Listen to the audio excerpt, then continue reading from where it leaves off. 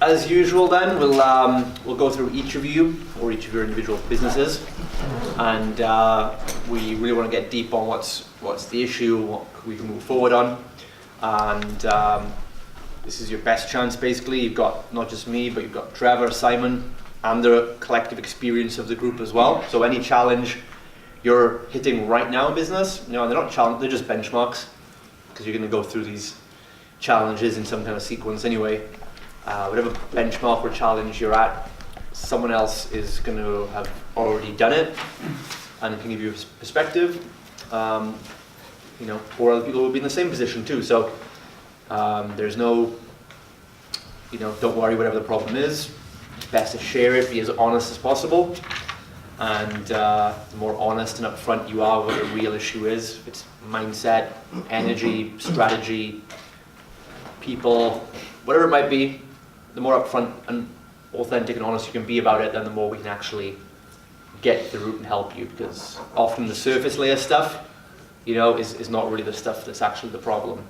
Okay, so, all right, who would like to go first?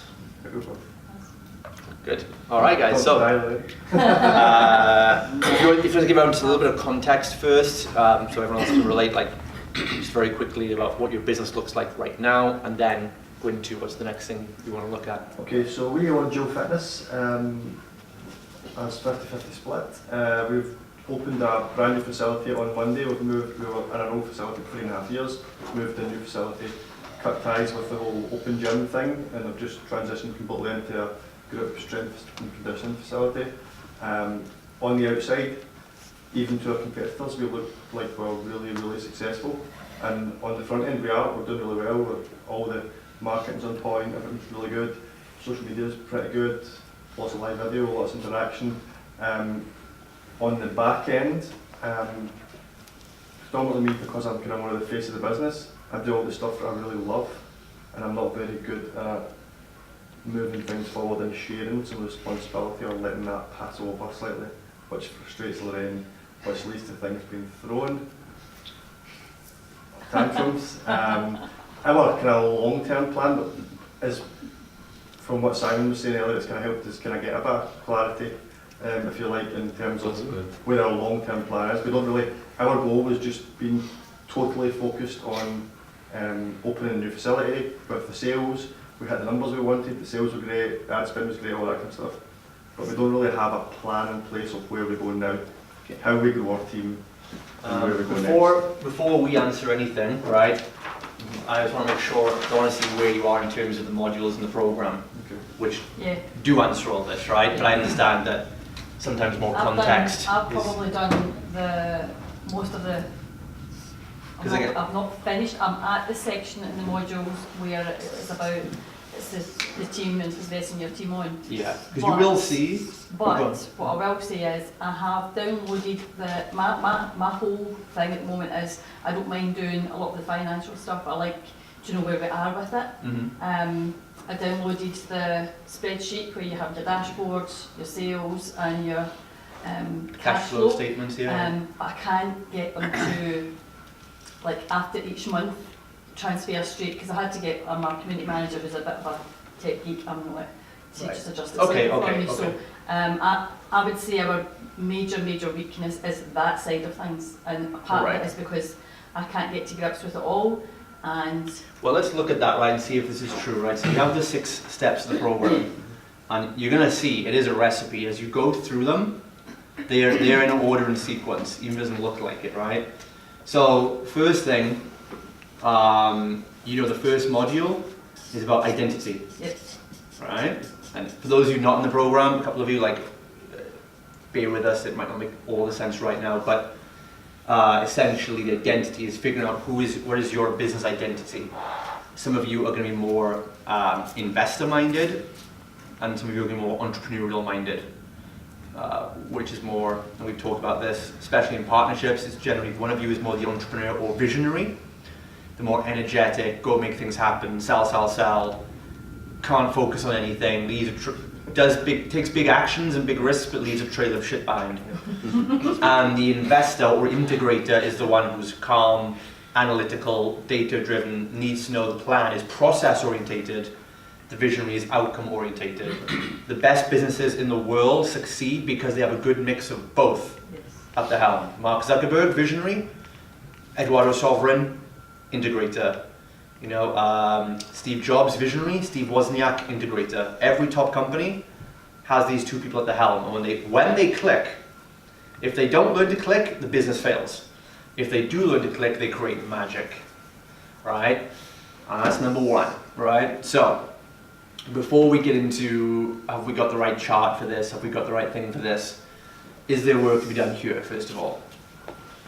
On aligning, understanding yourself, self-awareness of your own strengths. We have broken down the business into roles and who does what but when we break that down into the model of sort of like who does what role and whatever else, it kind of looks like I do everything, although it's not really the case. It just says Lorraine does finance. So as the entrepreneur's Right man saying that next to a woman. As the visionary of the company, right? Well, this brings us number 2, right? The second module. Shoeless.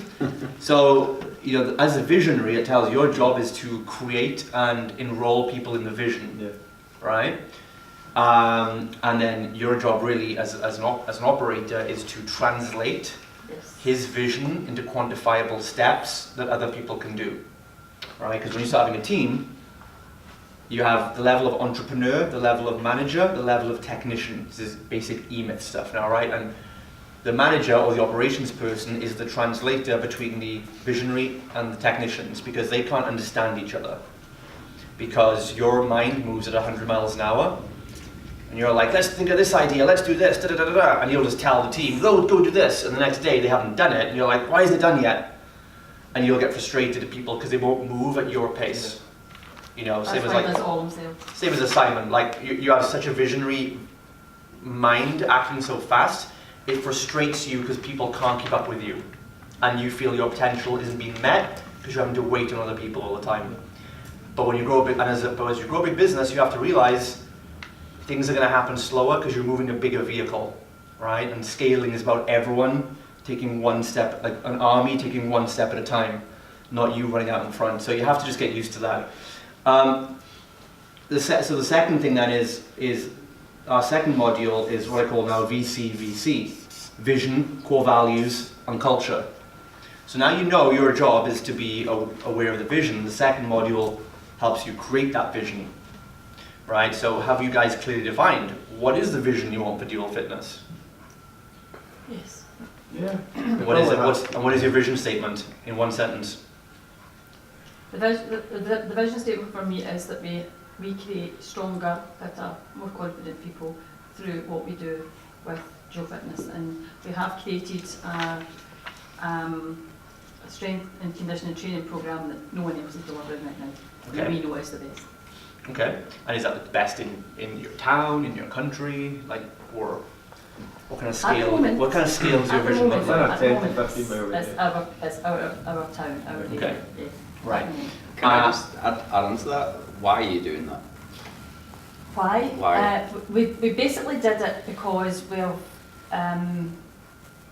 just transformed ourselves over the last 3 years. We made lots and lots of mistakes, and we slowly just transitioned the business into something where we could basically have a life, but we could also deliver to people the same kind of what's the word I'm looking for? Service. Yes, that high standard of service that we could do in a one-to-one, we can now do it almost in a group format, because the way we've transitioned the business, we've brought in another coach. We can split up people into groups who are getting more out of their training than they did in a one-to-one. So we can get more people in, we're making more money, but we're also delivering a high quality service that people are looking at now and want to pay for. Yeah. So that's a story, right? Yeah. How often you guys tell that story? No. You've all heard Colonel Sanders' story, right, from KFC? Mm-hmm. You know, had the idea, got turned down so many times. You've heard Tony Robbins' story, not having food at Thanksgiving. Yeah. You're right. Steve Jobs' story, building it in the garage. The entrepreneurs, the vision is telling their story. That's how you enroll people in the vision, storytelling, right? There was a guy last week in Glasgow at the piss up dinner after the event, and it was gin tasting, and it was his gin, and he's telling his story. I went over to Richard, who's also selling gin as well, I said, the recording of this story translated is most of this guy's copy. It's a fucking great story. And people buy into that shit, as he's saying. Yeah, we've got like, Well, Never we started thought of off us. as 2 PTs yeah, just who got to know each other through. Drew came to where I worked and did my classes and said, why are you doing this for peanuts? So Let's the- find the- something we can do together. The reason I ask this is it reminds me of something similar to what happened with us. Do your coaches, team, understand that as well as that? So do they see your drivers? And is that being communicated clearly between you Probably both? not. Probably And not. here's, the team's new to us, that's Yeah. very So new. here's the thing I always do. I always say, right, if I would bet you money, right, I'm gonna bet you £1,000 on the table. If I lined up your staff members right now and your clients and asked all of them, can you tell me exactly what the vision statement is of this company that you're working in without memorizing it? If they couldn't, you have to give me £1,000. Would you take that bet? No. So what do you have to do then? What would you have to do to take that bet confidently? It's to make them aware of what. Yeah, that's the next thing. So we're gonna get to your question. We're gonna get through your technical But question. on that point, I would go back and ask all of your staff, what is the vision statement? Answer it independently, And then right? And see the answers, and Well, they that will wouldn't know because we probably. haven't actually been talking. Well, but even like with stuff to do with your business, right? Yeah, they would You know, they'd know, because most of, we've only got two staff basically at the moment, and they have known where we've come from, so they have got, they do know what we've done and what we've evolved into, so they would have a vague idea. They've come but- through the programme and they see so your they've passion seen and all our, that stuff, yeah. and from what we were initially to where we are now, so they would be aware of it because they've been with us from the start, from the day one when we opened. So we'll get to where you are. So where you are now, you're talking about level 3 now, right? Module 3, operations and finance management, right? But we just want to bring your attention first to see that if these aren't in place, you're looking for structure, but there's no culture. So that would mean we help you sort your finances out, you get everything right, you scale to £1 million business. But if no one knows where the company's going and no one gives a shit, it's just a job for people. It's just a job for you guys. And we can make you rich, but you're going to be bored and unfulfilled. If you even got rich, right? You probably wouldn't if there wasn't culture in the first place. Culture is what's going to keep you guys going. It's going to keep them going. It's going to retain your team. And it puts the heart into the business, right? The structure is the skeleton, sure, but the culture is the spirit, right? So it's really imperative to get that down. And of course, that's why these two are the biggest things. We can go on forever on these things. But again, a quick recap is, vision is the impossible goal you're reaching for. And it is usually an impossible goal. Like Starbucks' vision is to be the 3rd place. Can it ever achieve that? Who knows? Our vision at like FBB is to eradicate poverty for fitness professionals and allow them to create wealth and fulfillment for their families. Right? Are we ever going to do that for every single trainer in the world? No, it's an impossible goal. But the goal is not perfection, the goal is excellence and doing our best to get towards it. The core values are our guideposts for how we are going to make our way to that vision. And so boot camps might change, they might go out of fashion, our structure might change. You might end up going online in 2 years, right? You might end up becoming mindset coaches and transition out of fitness, right? The vision is the same, but the ways you get there can be flexible and change with trends and times, right? But the core values are the things, are the guiding principles that no matter what you offer or how you do it, the core values, this is what we want to get across. This is how we do it on our standards here.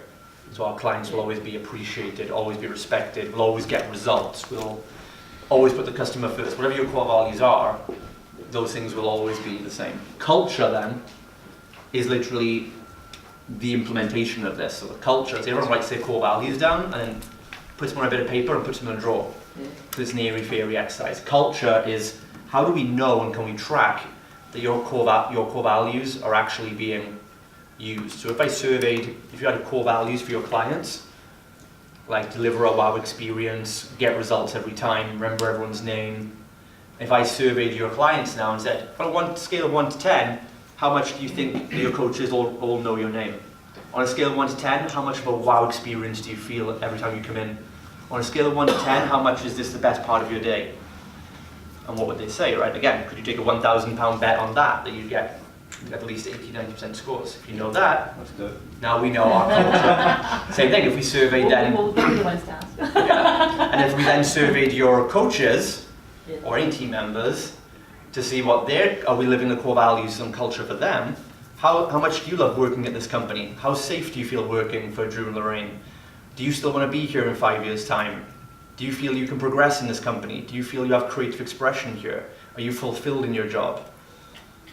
Right? If we survey them, that's how we know, right? You track client results, but are we tracking like team and culture results, right? Okay, so ops and finance then. Can I just throw something in on that? Yeah. We did similar thing for ours. Was just the clarity communications wasn't getting through, and it also impacted the marketing structure because we weren't getting through our why to our audience. What we've done through all of the 7 brand businesses that we've acquired, they all have to have their own individual, we call them foundation Bibles through the group. So every single one we know every single area, it's got its purpose, its why, where it's coming from, why it's being driven, the values, all of the interfaces which correlate, the voice of the business, we've got the audience, we've got everything, and we get every single person now who's coming through to fill whatever in those teams.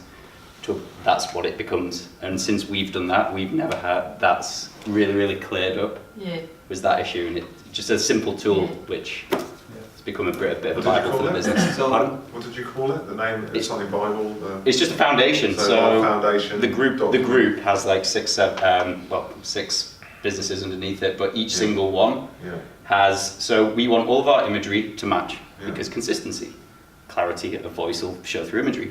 We want the values. We want the audience. Every single message that goes out must speak to those audiences within different tones and stuff like that.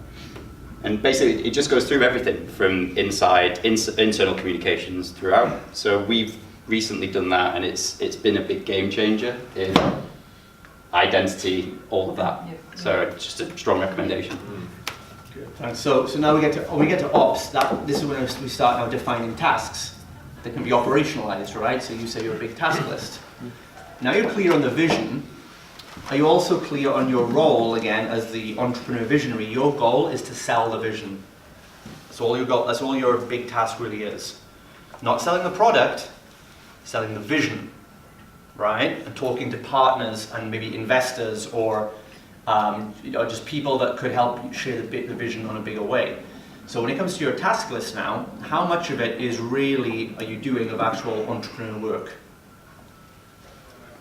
Not as much as I should. You've got this vision to help the community, right? The 15-mile radius, right? So, so I'll give you an example, right? So what we do to fulfill our vision, which is not all vision is very similar for local businesses. We want to change our town, right? What we're doing though is, my job as CEO there, or whoever's in charge of that gym, in that role, their job is to be connecting with at least 3 contacts every day of people. It's external to the gym. The visionary is a lot of external work, whereas the operations are more the internal. So it's like, are we reaching out to 5 schools every day? Are we reaching out to charities? Are we reaching out to the local media? Go to the media to tell them our story. You need to get to a point, guys, of conviction, right? Like, because until you really get this, like that you really want to share this message and you do this stuff like Simon said, that really ingrains the vision in you. And it's not just some nice statement, just to write. You've got to embody it, right? And you've got to get to that point of mindset where I'm like, my vision for like our gym is so powerful because we change lives. I'm like, why the fuck wouldn't that media put it in the article? Well, I'm like approaching journalists. I'm like, you need to publish this. Do you know what the fuck we're doing? It's not like, oh, I've got a bit of a story. Do you think we could talk about it? I don't say it like that to them, but I'm like, my attitude, my intention is, hello, Mr. Journalist. I have the scoop of the day. We are doing this amazing shit here. We're transforming lives. More than Starbucks is, more than Apple is. We're doing it on your doorstep. When are we going to get featured on this? You're going to come down and bring a camera crew down and check out what we do, right? And that's not a tactic. That's not like me trying to act. That's just how my mind is, right? Like you guys have self-efficacy in some area of life where you're like, you're the boss. And if someone asks you, you're like, yeah, I am the boss. I'm the boss at deadlifting, or I'm the boss at nutrition, or I'm the boss at whatever. When you become the real boss of your business and your vision, that's when the journalists are going to go, holy shit, these guys maybe they're full of shit, but they believe in their shit, and it's going to instill the confidence. You're enrolling them in your vision. Same with the charities. Here's why we're talking to you. You're doing a lot of good, we're doing a lot of good, why aren't we working together? Schools, it starts with the parents. We need to educate these parents. Can we come in and get a workshop for all your parents? We need to do it. We're going to waive our fee. We'll actually just charge £5, which they can donate to the school. When can we do this? Right? And when they see how important it is and how passionate you are about that vision, doors are going to open fast. Media, investors. I've seen people get 100 grand investment checks for less passion than that. Right? That's what business owners don't have today. There's no conviction because they do believe in themselves, but they haven't really internalized it because it's sort of in the day-to-day stuff. I would go and sell the vision, but I got 3 emails to respond to. I was speaking to a lot of investors at a meal the other night, like angel investors, and we were talking, they're like, they know as soon as someone enters the room, whether their energy and presence has conviction before they deliver it. So it's... Yeah. You think if I come into an investor's pitch like that, I could have the shittest business model and my business could be a fucking mess. But if I come in like this, they're going to take notice. But I could have the best business model in the world, but if I come in like, oh, I do personal training, do you want to invest in my personal training company? I think we can be really big, right? They're just going to, who is this guy, right? So knowing that now, your job primarily, not your only job, but your primary job that you should start the day with, because you want to start from the top down tasks. You'll start with your entrepreneur tasks. You might have a couple of managerial tasks, you might have some technical tasks like coaching, right? You start from the top because that's the most important work. An hour of technical work for you, and admin below that. So if you did an hour of admin work, like answering emails, that'd be the biggest waste of time on the planet. If you do an hour of technical work, like coaching 5 clients, it's better, but it's still a waste of time compared to if you did an hour of managerial work, or if you did maybe an hour of, or team development, let's say, like an hour, you can spend an hour coaching 5 clients, or you can spend an hour coaching coach to coach 5 clients. Or you go up to entrepreneur, we spend an hour trying to secure a clothing deal with Nike. Which one of those is going to be like, that's where the 10x pivot comes from. You just right? saw Nike ticks then, didn't you? He's actually, Nike. he does do what you're saying, he has done it, Yeah, he's been in schools, he's got his But idea every with- day and but, first? he's not got that kind, he's got conviction and he's good at selling, but he doesn't walk in and go, we're amazing. I don't either. Yeah, no but- conviction So then. literally all you have to do is just step it up a level. Yeah. And you'll do that right when you do it first and you have the energy for it. So how If do you're you doing, go from- most people do the other way around. They start with technical work, wake up, answer emails, do my sessions, track some numbers, managerial stuff, bit of admin stuff. And at the end of the day, if they've got energy and time, they're like, oh yeah, I should have approached those JV partners today, but I'm fucked now, I've got to watch Netflix. Because again, the external work, the external stuff, the entrepreneur stuff is what moves the company forward. Internal work keeps you spinning on the hamster wheel. That needs to get done. You need to maintain the systems. It's called clouds and dirt. But you're doing the dirt work keeps you where you are, spinning in the mud. But this work has to be first because it's going to propel you forward. And when the internal work is done and you have a system that can create the output you want for clients, like a conveyor belt, and those systems are being dialed in continually, and then you're out there lining up these big deals at scale, the two should start growing synchronicity.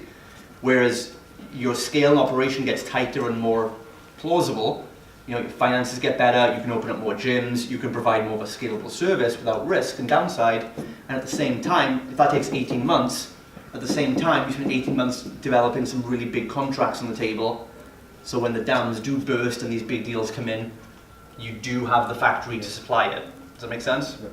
So are you starting those tasks first in the day So and making them a priority? how would we go from our first 2 sessions of the day are 6 and 7 AM, so how would you say that we should then step away from that and approach someone at 6 o'clock in the Send morning? emails at 5 AM? I don't know. 5 AM. Right, well, okay, well, if that's the case, you can Sleep do that. when you're dead, Either you do it well, if it's only 2 hours in the morning, right, and then you're not going to be fucked by 10 a.m. No, right, right. no. Either you just do it next, Yeah. or you just hire someone, you get that time replaced. It depends. I mean, because again, if like Nike go back to you and said, oh yeah, we'll happily have a meeting with you, you've got to come at 8 AM tomorrow morning though. That could Are be. you going to be like, well, sorry, I've got a session to run. No. I'll find a fucking trainer in 5 minutes. I'll put my mum in there to coach it. I don't care. I'll be there, right? So but we're reactive like that. We're like, oh, well, I'll make it a priority if they came to me first. Yeah. But who's going out to them, right? So will that help you whittle down your task list, or at least focus it a bit more? Definitely. And I mean, we do the approaching. We've set up a deal with a local high-playing golf club. We've set up things for schools, and we just put a tender application in for schools and stuff as well. So we've got all that in place, but it's not as regular as that. It's not like daily, 3 people a day. And you've listened to the Power Network Yes. podcast, right? Absolutely. So for those who haven't, real fixed because of it. yeah, just making an impact, bro. I'm just trying to get my own Yeah. clarity on this. Is the issue getting traffic in, providing the back end? What's the... It's probably Actual- just, as Justin said earlier, it's just optimising it all. So we've worked for the last probably, James Moody was with us for a while. He came up and did a 1-day intensive with us, and then it was a case of where do we spend our money now, because it was good but just not quite enough. And so we decided James is that good now, we're going to go with who he went with. So we've literally been really, really good with Justin over the last probably year.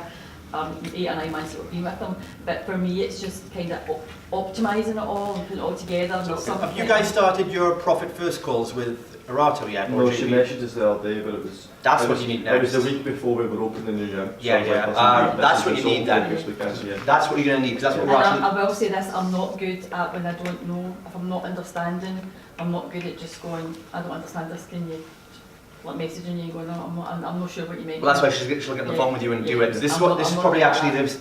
That's what we're building it in right here is going to be because you're at the point now where the way business grows, you start by doing just right stuff. You just start by implementing some big rocks, like you put your Facebook, your offer and lead gen in place. You put your basic systems in place. You get your facility locked down, big things, and then you start tracking financials, right, to see how you did. Yes. You now need to pivot. And this is this is why we're bringing the profit first in for you guys right now. You need to now pivot, and to go to the next level of maturity as a business, you need to track finances first and let the finances tell you what to be doing. Yes, and that's the whole issue. There's no profit. We live hand to mouth Yeah. every month. And So that's where the profit first calls. This is a huge So- issue for us because this is why I'm here. Because we're not going to grow, we're not going to develop So- if we don't get something in place. So that's what we've offered you already. We're not always going to do that with you, right? So you need to get that call. I know it's scary to face the finances, but 99% of businesses that do 6-7 figures even don't even post a profit. So you're not alone, Yeah. right? Most don't even know the difference between revenue and profit anyway. And what I'm not going to open now because you'll have the call, but what she's going to do with you is we're now going to start with a financial analysis. We take your last kind of 6-12 months earnings, we run it through our automated calculation system, and it's going to pop out to us and tell us, right, We should be close. it's going to show you, where you should be and where you are and what the delta is. And then we're going to start helping you, control the flow of your revenue. So what most people do is revenue. The traditional accounting model is revenue minus sales equals profit. And so no one's focusing on profit. It's like, if money comes in, we take off all our expenses, pay ourselves something, pay some tax, and if there's anything left over, if there's a profit, yay. And you're treating profit like an event, and it should be a process or a habit. Yeah. So profit first is going to switch that around, where we say, right, revenue's going to come in. The first thing we're going to do is take, if £100 comes in, we're going to start with, even if it's just £1, 1%, we're going to start with a 1% profit margin. And we're going to take £1 out and immediately put it into a profit deposit that you can't touch. So now you've just made 1% profit margin. Well done, you've just become profitable because you prioritized it, right? The next thing then will be owner's compensation or your salaries. Maybe that's going to be 10% of total revenue, for example, right? And we're going to take the next 10 out. Then there's going to be income tax we'll put away, and the company will pay your income tax. And then what's left is to cover your operating expenses. And we have target measures for you. Most of you guys as well, you can write these down if you want to. For most companies under $250,000 a year, you're going to be aiming for a target of around 5% profit. So out of 100% of revenue, right? We look at 5% profit, about 50% owner's compensation, that's your salary. Oh, sorry, I should add as well, before we do this, money comes in for the UK, we have revenue and then we have real revenue. So what we do is 100% of revenue comes in, let's say that's £100. 1,000, 2,000. Swaps time per hour just now. Oh, okay, we're going to change that then. So, but whatever, let's say it's 1,000 a month, right? So you take that off as well, right? So the contractor fees would come off and VAT would come out. Then you're left with real revenue. So if you make £10,000 that month, we take off 2,000 for VAT, 1,000 for your contractor, 7,000 left. 7,000 is your real revenue, right? And then that's the 100%. So now out of the 700, we would now do these. We'd now take 5% of that 700 into profit. Yeah, everyone with me so far? Yep. 50% of that would go towards owner's compensation. So that'd be 350 for you out of 700 if that was the revenue for a period. We have 15% for income tax. Yay. Now, the thing is here, because we're not aiming for a massive profit margin until you get to like $250,000 in business, you're not going to have big corporate tax on that. It's mostly going to be the income tax because we're paying a lot more to you because you need to be financially paid first, right? First you get paid, then the business gets paid. 15% income tax, and the rest should be leaves 30% for your OPEX, your operating expenses, right? This is the target. So you should be able, after contractors, tax, profit, and your pay, 30% left to run the business. Now what happens most of the time is people freak out because they think, if you take all that off, we wouldn't be able to run the business on what's left. Our costs are bigger than that. And that simply means your business is paying more than it can afford because that's unsustainable growth that everyone's done. That's the biggest technical problem for fitpros in the world. 74% of fitpros fail in business because of that. They're paying out for the company they want, not the company they can afford, because you try and grow too fast. And when we throw money, and we start making some money, we start throwing money at the problem even more. And we overspend, and we get leases we can't afford, and we get facilities we can't afford, and we hire people we can't afford, mentors and things like that. You're in $10,000 masterminds, all this kind of nonsense. The reason, why do you think this program is only like $4,000 for a year? Everyone's like, Justin, you're insane. You should charge 15 grand for it. It's worth 15 grand. Like, I know it is, but my market is not going to pay that, and I wouldn't make them because that would be fiscally irresponsible. When half our guys are struggling to break a profit, and I'm meant to charge them, what, 3 grand a month on top of that, and then tell them to go and save some money?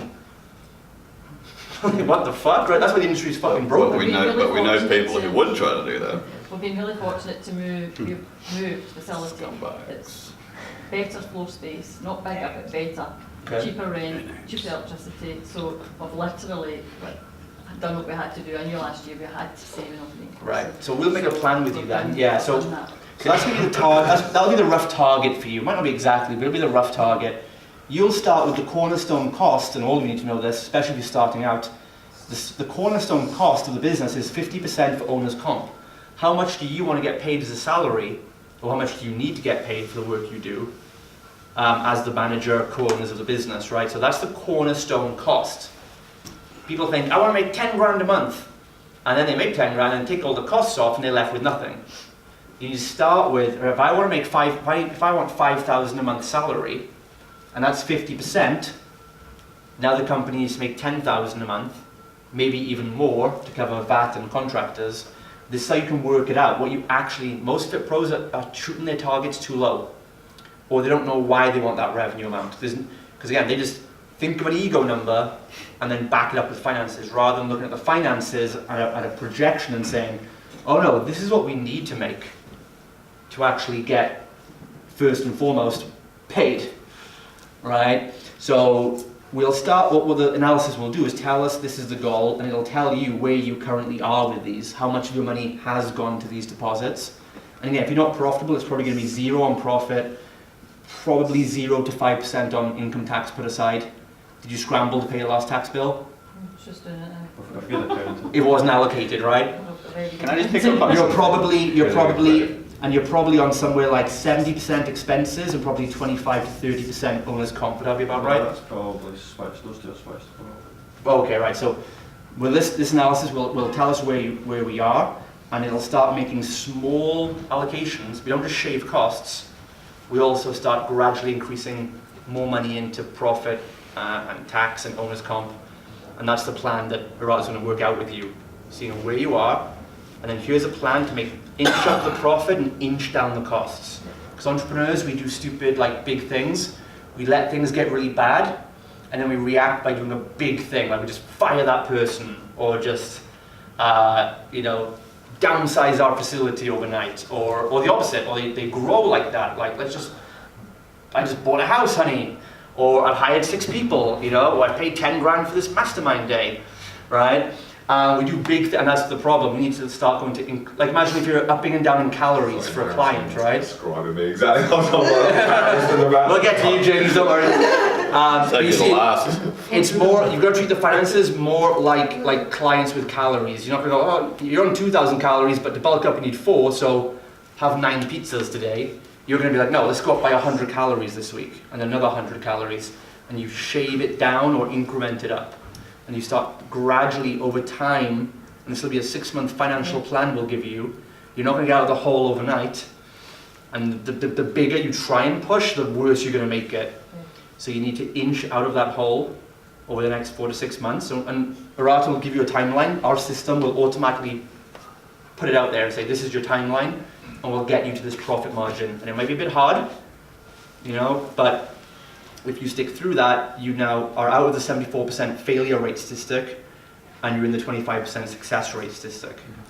So we'll do that. Does that sound like it'll help the problem? Yep. Can I just jump in on something as well? Toad picked up on this before. You're the hype man. Finances, same thing that happened in our business.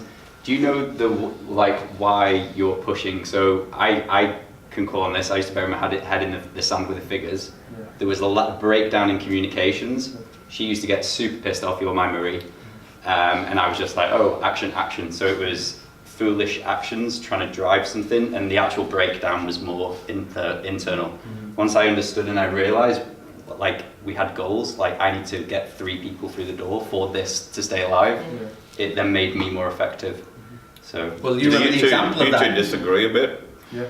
Let's go. We don't, He's not straight away. not all the He's gonna time. throw that in. We disagree more in that I Throw a get bomb. frustrated because Avoid that grenade.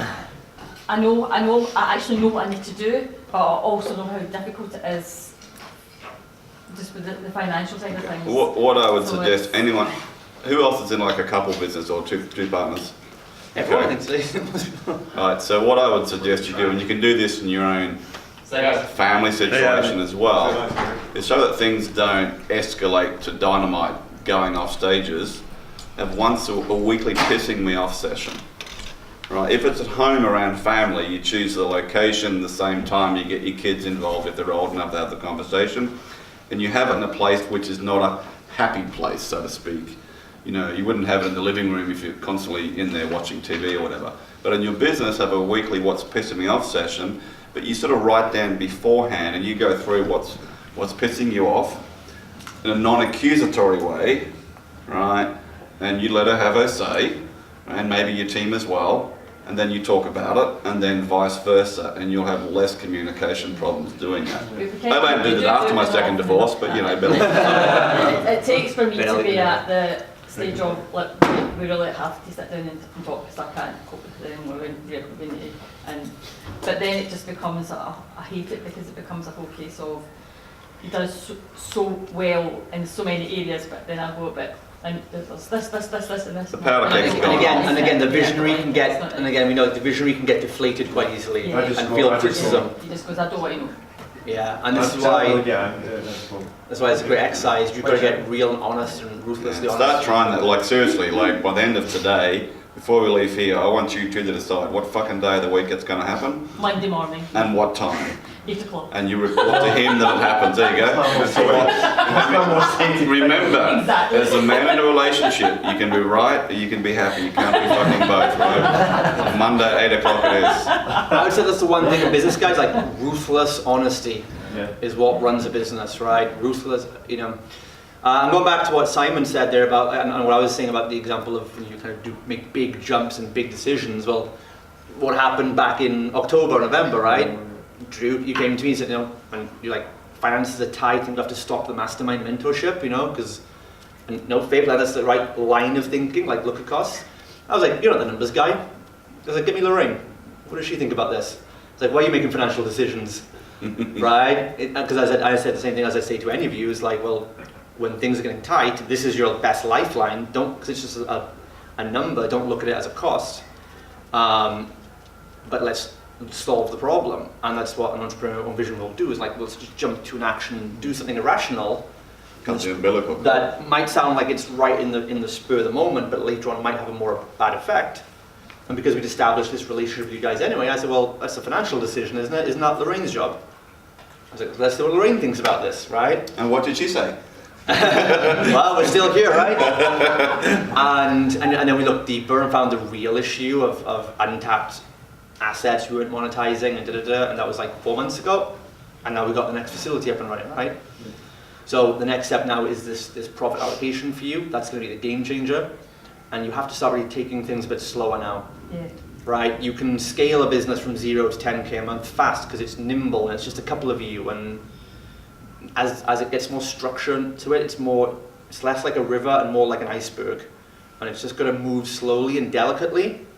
And you have to focus on the internal between you, which means profit allocation. Because that's the ultimate statistic, right? You can do all you tell me you've got fancy systems and the team are happy and there's a culture. Yeah. What does the profit margin say? The profit margin is not the goal, but it is the indicator. Yeah. It's like if that isn't there, it's highly likely you've got your shit together, right? So the internal has to be, the output of that is obviously a good profit margin. And then you then focus your attention more on the external of how do we, get out there, more reach out, put that first. You probably are doing it pretty well. That's the thing that I love to do. That's what I love to do. And you probably are doing it well, but again, if the internal model is still a bit broken or not profitable, it doesn't.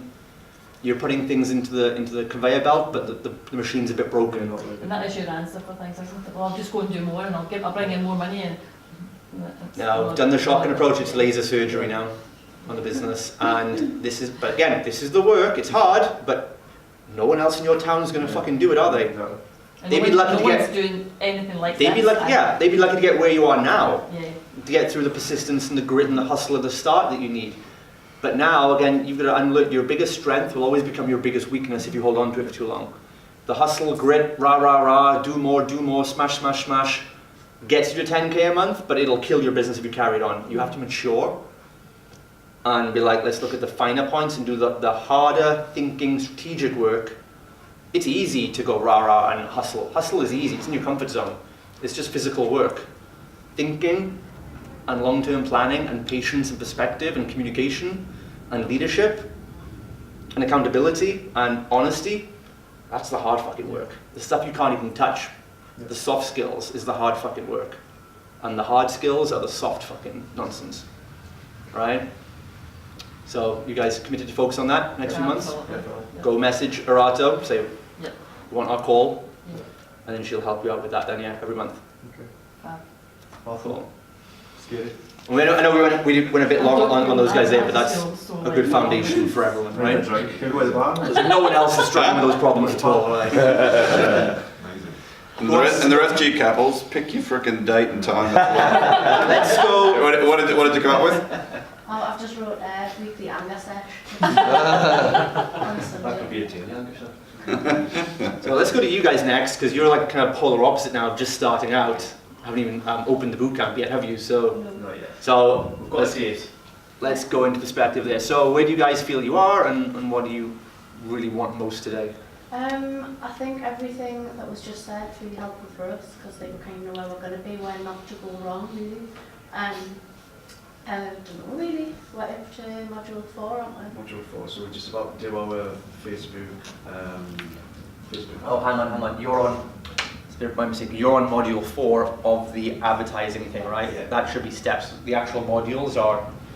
The whole marketing is actually module 5 Right. on that thing, but our module 5 has modules within it. Yeah. So you're on module 4 of the advertising, right? Not to be actual module 4 is team building, right? Struck a chord when you said it. But you're pure visionary, because that's what I do. I have like an idea in my head, and that's where I want to go. If I don't get it within the next week, I'm giving up. Yeah. And you have to be. But then where are you in relation? You're more the analytical. Yeah. Okay. So that's good. That's why we come together like that, right? So, Feel for you, man. so right. So you guys, yeah. So again, you guys, you've only come in now and started doing the lead generation stuff because I want to just kind of fast track you guys. And I'm not sure about your background, but I know Emily for a few years. I know you have a general surface understanding of other business concepts and things. I know from the circles we've been in. Yeah. So I just thought with you guys, like, let's just smash the advertising and get you clients, and we'll be able to calibrate from there, right? So you're at the stage here where you put your offer together. Yeah. You did the offer stack and everything Stephen talked about earlier. You've got your location.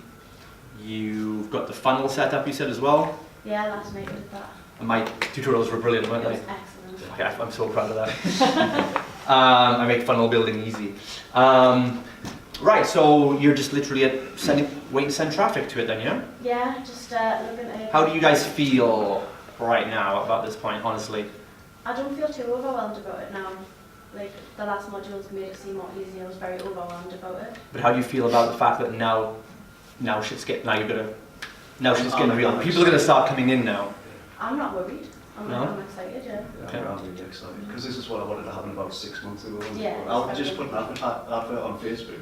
Nobody would have seen it, nobody would have turned up, and then I would have given up. Like, I've done that twice. Yeah. I've Right. done like a boot camp, but nobody And that happens a lot because, I tried that, it didn't work. Yeah. The process works when you do it correctly. So, So what you guys need now, and this is a very Facebook ads lesson for everyone. It's perspective again. The best thing you have now is perspective on the ads, of looking at the lifetime value of the customer and your real earnings per customer, right? Because everyone teaches you wrong with Facebook. They teach you the wrong perspective. Right tactic sometimes, but wrong perspective. Your perspective needs to be, like Stephen said earlier, like I've said in my program, whoever can afford to spend the most to get a customer will win the market. Facebook ad experts everywhere in a billion Facebook groups will tell you the goal is to get the cheapest cost per lead. That's amateur bullshit. It's not, right? If you can get a cheap lead, it's great, but I would rather pay £10 a lead than £5 to make the same money back, because that means I have double the spending power than my competitor does. I know these fucking circles, like these life coach, business coaches now, but like there's no such thing as competition, like there fucking is, right? There's a finite market of people, you're all shouting at them, they don't go to several boot camps at once, right? You have competition, right? So we do need to create our local competitive advantage, and market share is what we're looking at, right? And again, well, you want to buy up attention. You can hustle for attention, but I'd rather buy it. The more spending power you have doesn't come from having more money in the bank. But you'll think, well, I'll spend more if I have more money. No, your spending power comes from your back-end systems of how much will I make back on that initial investment, and what's my fast turnaround time on that investment. And whatever happens with Facebook ad costs going up like they are still ridiculously cheap. So I would not let that bother you whatsoever. You're charging $75 for the front-end program, is it? 79, isn't it?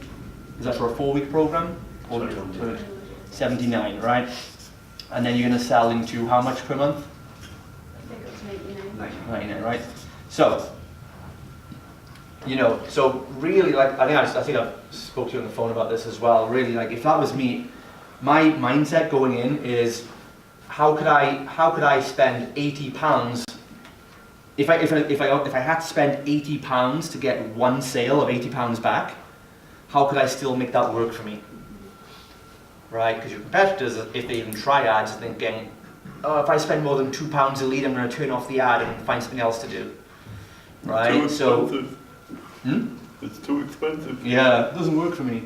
Right? So you want to see, like, okay, yeah, how do we do that? So things you guys can do as well is, well, first thing you do to make sure that everything you spend is back-end optimized, you're going to get the money back faster, is having your offer dialed in first of all. No 12-week bullshit, right? Like no one needs 12 weeks trial to make a decision. Think of a realistic turnaround time. If the guy's doing 21 days, they feel that's all they need to convince someone their bootcamp is awesome. So why do 6 weeks and double the time it takes to get a customer, right? Just by that one change alone, when you look at the macro over a year, people think, well, 3 weeks, 6 weeks, it's okay, because you're looking in the short-term month. Look at a year, Just by, if you get the same conversion rate of trials to back end of a 6-week program versus, and they get the same conversion for a 3-week program, in 1 year, you're doubling your client intake. Because if you run, in a year, you can do X amount of 6-week programs, let's say back to back. And if you convert half the people, you'll get X number of customers. But if you reduce that to 21 days and still keep 50% conversion, which most of you can, you're going to actually, in the same time frame, double your results in a year. Because you've got twice as many opportunities and time to upsell customers. Logistics, right? It's actually quite basic when you look at the long term. The next thing you want to do after you've got your turnaround time reduced as compact as possible is make sure your offer is good, packed enough so you can charge a good amount. The next thing then, of course, is following up with the leads. That's a big one. Most of them will not pick up the phone first time. Many of them will not buy first time. You have to follow up. Like 80% of sales are made after 5 follow-ups. And 80% of salespeople don't follow up more than once. And they wonder where the money is. Right? Your prospects are so unbelievably close to working with you, but you give up on them. You gave up on them. Well, I've called him twice, 2 days in a row now, he's not interested. Fuck him, I'll go and buy some more leads. And that person, you know how hard it is for people to make this shift. You know how hard it is for people to take a jump and invest in a brand new thing and change and make a big commitment. You're giving up on people too easily, right? What kind of coach does that? So really follow up at least like 5 to 7 days in a row after they've asked you for information, they've asked you to contact them, and make sure after that 7-day period they still haven't answered, drop onto like a once a week SMS text message to them, keep them updated on things, keep them in the loop, keep talking to them, be persistent, right? Don't stop, because you never know.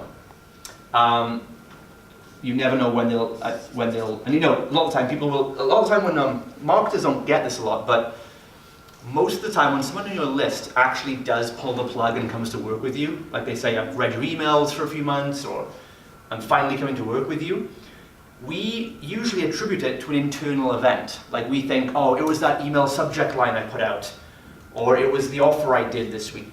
Most of the time, it was an external event that had nothing to do with your marketing that day. Because let's say they get my email after 90 days on my email list, and they come in and buy from me that day, and I said, was it the email that made you buy? And they're like, I can't remember, it wasn't the email. But you've been in my face for like 90 days, but today they'll tell you an external trigger happened. Someone called me fat, or my friend had a heart attack, or it's January, like a seasonal event. Most of the time, it's an external event that makes them pull the trigger.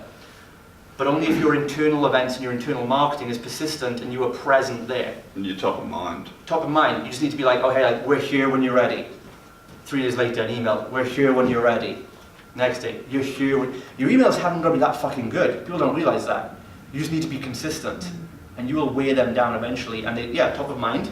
So when it does come to it, to make an external change, they see a Netflix show or whatever happens, they'll go, I don't get in shape. Oh, it's those guys that email me all the time.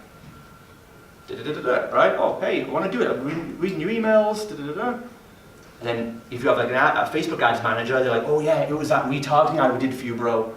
Or, someone's like, oh, it's that subject line, the email that, and they'll try, and they'll sometimes try and attribute that success to them and give you false positives. And it's like, probably wasn't, right? I mean, in some cases, yes, but, it's a two-way thing, right? So, just be persistent, Think about when you go to a bar and you always get like that really old, drunk guy that just keeps talking to you. Be that guy. Yeah. Be that guy in your marketing. Right? Just do that. Like I'm telling you, that's the biggest secret right there. So that's a few things you can do. And then the other thing is, a big one for you guys, when you do get people on the phone, be flexible. Look for a win-win deal with people. Don't be so rigid to like, it's £79 or nothing. But give people, especially in the beginning when the market has leverage over you and you've got to get cash flow, you've got to kind of bend over a little bit and give them some leeway. Not to the point where you get people that aren't going to commit properly. You need to hold your ground and protect your downside, but be open, right? You have someone on the phone who wants to make a change. They don't trust you yet, because why should they? You've got no results posted, you've got no reputation yet, you're just an advert they saw, right? So you just gotta find out if your offer is really good and the price is worth it. If they say they haven't got the money, they're just not seeing the value yet, or it actually probably means they just don't trust you yet. So, because they know the value of getting in shape. So you just want to get on the phone, and if they have a problem with the price, don't try and do the regular, like, tell a story to overcome objections kind of stuff. Just be like, okay, I get it. Like, you're probably a bit skeptical about getting a result. Is that what you need to think about? You can be honest with me. Is that the problem, right? Because I totally get it if it is. You don't know me, we don't know you, but is that it? Or is it legitimately a logistical factor that you just can't make it for whatever reason? And most of the time it isn't, or they wouldn't have applied. And they go, yeah, I just guess I've tried before, I've been let down before. And we go, and just relate. Don't try and defeat the objection. Relate and reward them for it. You know what? I totally get you, and you're so right to be skeptical of where you're putting your money. There's a lot of crap out there. You've been burned. We've been burned. So I think you're very, very smart for being cautious about this. So let me ask you, what would have to happen for you to not feel a risk with this decision? Or maybe it could be, what do you feel confident investing? Maybe not 79. Would you feel confident at 59? Would you feel confident paying half now and the rest at the end of the 21 days if you feel it was worth every penny? What if risk reversal like Trevor? What if there's a 100% money back guarantee for any reason you're not happy? What can we do? Ask them. Because you're not highly proficient, skilled marketers enough yet. Someone like Trevor could probably know the exact driver and thing to make them hook and sink it. But if you guys don't have that yet, then just ask them and be like, what would it take? Or what has to happen on this program for you to feel confident with the buying decision? And I'll tell you if yes, I can do it, or no, that's not reasonable. And just come to a win-win. It's better to get them through the door, especially for you guys. You just want bodies there. It's better, the busy restaurant principle, it's better to have a load of people training even if it's for free, because that'll attract more people, right? You just want momentum. So just do what you can. Don't go too I wouldn't give anything for free. Like, if they're going to have free, it would be a deposit.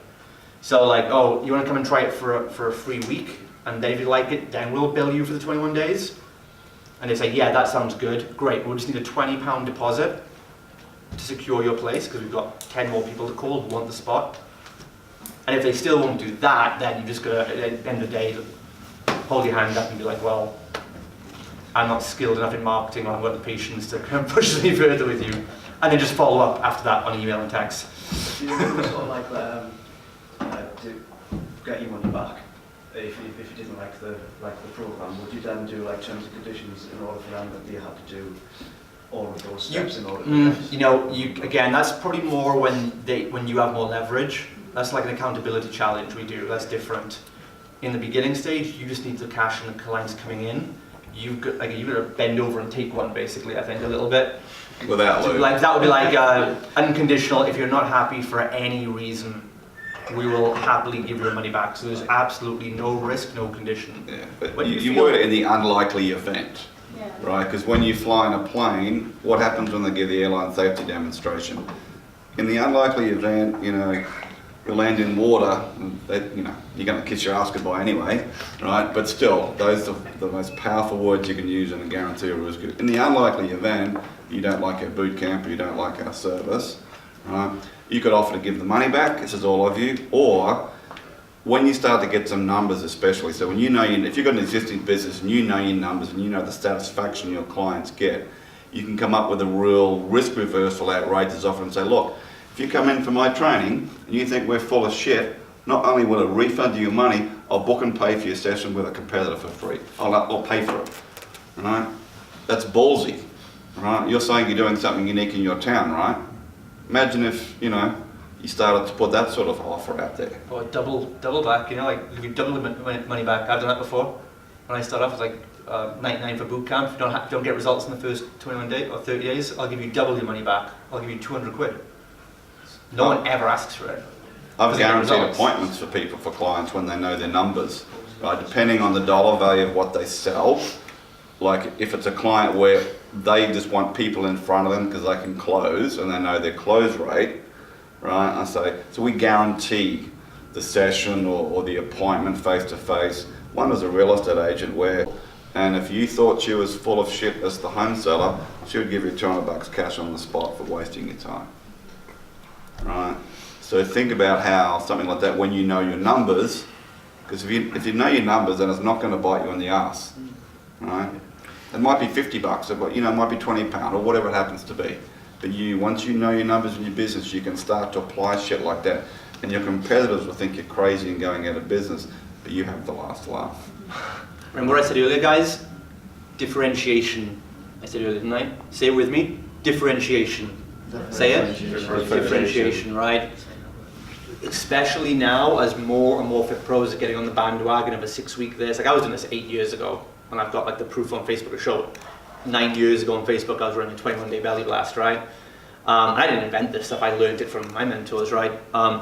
But you can understand now with Facebook being so powerful, but also so accessible, and things like ClickFunnels now have made it so easy enough that I can teach a fucking tutorial how to build a ClickFunnels page. That is exciting, but it scares the shit out of me at the same time, because it makes us actually so open to be just, not scared of getting copied, I'm just scared that it's not innovative enough. And that makes me feel like we're not really pushing the envelope, right? So, because people can copy us, we'll still win because we know our numbers, but it's like, it pisses me off that we're even copyable. That's what pisses me off, right? Why am I not, look at this event, right? We do these like the free tours event now, because in this industry, you have so much like 60-minute like pitch fest events. So I'm like, I have a rule I learned from Dan Kennedy actually, it's called the double, half, or opposite rule, right? Write this down, double, half, or opposite. I think it's Dan Kennedy or Jay Abraham, and they basically say like, when you see the market doing the similar thing, play with these ideas. What if we were to do like double what someone else does? What if if the regular rate is 100 for a bootcamp, what if we charge 200? If a bootcamp is 15 people, what if we did 30 people? In my case, if a regular seminar for Fit Pros, a business seminar is 90 minutes, what if I did 3 hours? What if we gave double, right? I'm not saying do it, I'm just saying play with the ideas just to see what might happen. Like the money back guarantee. What if we did a double money back guarantee? Some ideas you'll go, oh no, that sounds terrible. Others you'll go, huh. Then half, right? Like, hey, what if we, or half or nothing, right? And this can also be a benefit driver in our mastermind program. Those of you guys know, I don't give you any additional content. I mean, sometimes, but most of the time, like there's no, because you have the modules in my program where there's fucking like 20 years of worth of stuff for you. So in the group, I don't post like new content every day, because I know other people get overwhelmed in groups where there's like, oh, there's 19 new webinars for you to watch today. So I was like, what if I charge like $5,000 and don't give them any content? And people are like, oh man, I love it so much, you don't give us loads of content, I'll pay more for that. And people are paying me more money to not give them content, right? Quality. Because I've seen the trends, right? So I'm like, what if I did give like half or none of the content, but we change it to accountability? The events, I see other masterminds like Travis Jones and these guys, and I respect these guys, but I saw his post today, he's like, we're in Bali, we do 2 masterminds a year with our clients. I'm like, fuck that, bro. I'm like, we do 8 fucking masterminds, right? Just fucking crazy shit, right? But I know my numbers. If I couldn't make profit off that, I'd be destroying myself, right? But I go to my team.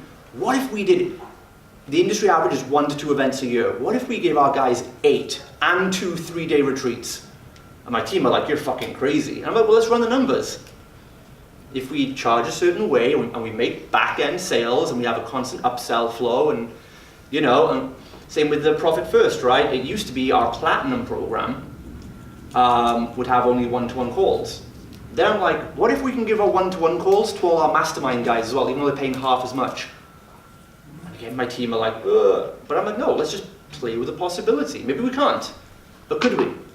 Well, how could we, right? And I was like, clearly, okay, well, we won't be able to give calls with me because that would cost too much, but like, Arat, my operations, I was like, can't my operations manager and finance manager, why can't she do a consult with you? She's not a coach, but she knows how to run finances and she loves the idea, so I'm like, cool.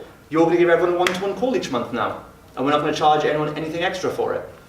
And that's what I'm looking to do for you guys all the time, and in our gyms. The real value to your marketplace is how can we keep giving more value to people whilst keeping the price accessible to everyone? That's the game no one else is going to play, right? They just like, oh, I'll charge double because of ego or whatever. But I think Netflix could charge double if they wanted to. Netflix could charge $20 a month, couldn't they? Why don't they? Easy. Why don't they? Because they know know what they're doing, right? So that's real value to the marketplace. When you can be and I got the solution now where like everyone thinks I'm fucking crazy. They're like, you're doing a 3-hour event and not doing a sales pitch? I'm like, And they're like, well, how's that working out for you? I was like, well, we're making about a 4x money return right now, event on event. I had to freaking beg him for a link to join his mastermind. I was like, is he going to sell me at any point? And I was like, Nando, like, so how much is the course? Don't worry about it. And I was like, no, how much is the course? I was like, oh, please join the bloody mentorship. And he was like, I'll send it to you later. I'm not sure. Guess what beers in you? Here's the deluxe package.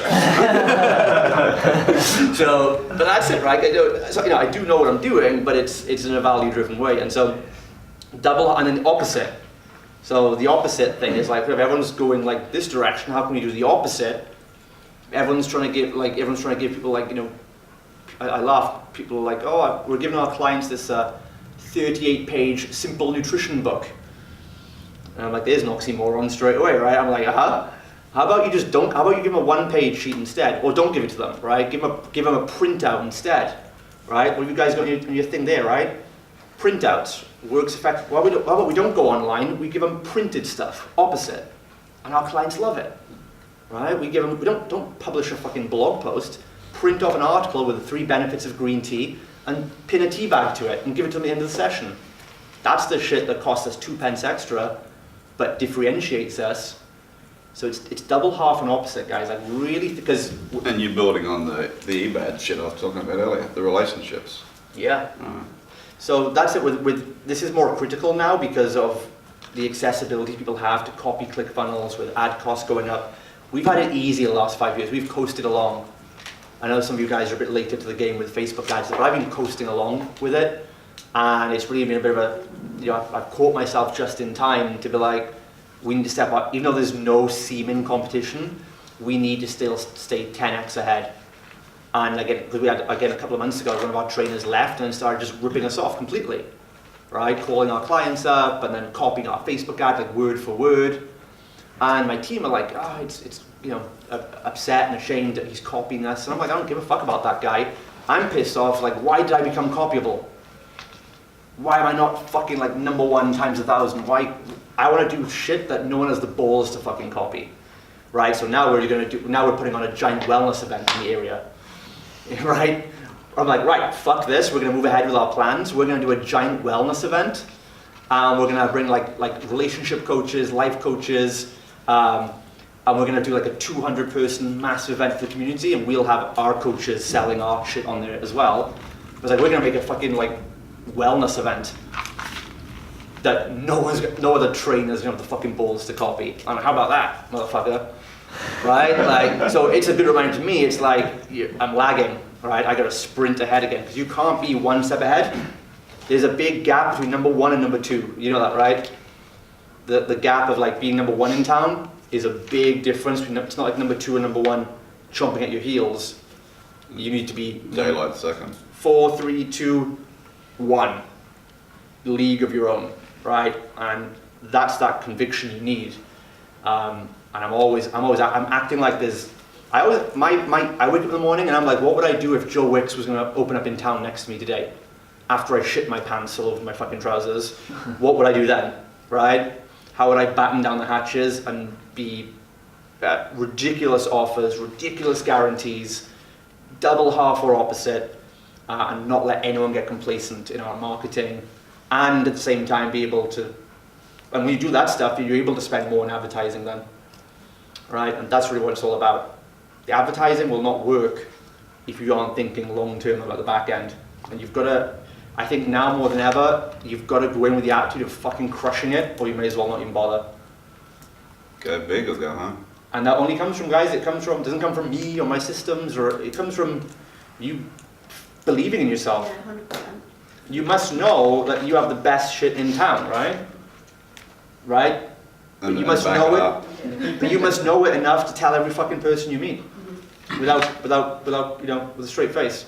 Yeah. I'll happily sit here and say I think I am probably the best fitness business mentor in the fucking world right now. You know, I could be wrong, but I just believe I am, right? And it doesn't serve me to have anything less than that belief. Do you get it? It's not really like a statement or a fact I'm trying to put on you. It's a belief that serves me that I have to keep up in my mind. Yeah. Because, not to say like I'm the best, so I deserve the most. It's like I'm the best, so I should be giving the most.